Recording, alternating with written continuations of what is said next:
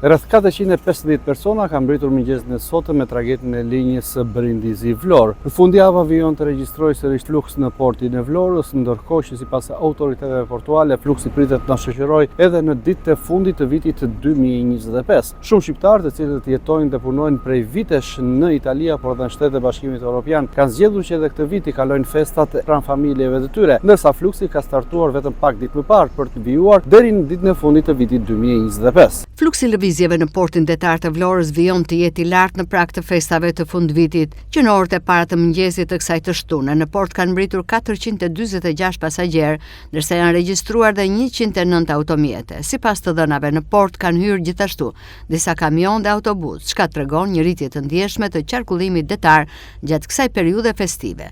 Lëvizjet janë zhvilluar pa problematika, ndërsa shërbimet portuale dhe ato kufitare kanë qenë në gatishmëri për menaxhimin e fluksit. Autoritetet bëjnë me dije se pritet që fluksi hyrjedaljeve të vijojë edhe në ditët e ardhshme, në funksion të kthimit të emigrantëve dhe rritjes së udhëtimeve për festat e fundvitit.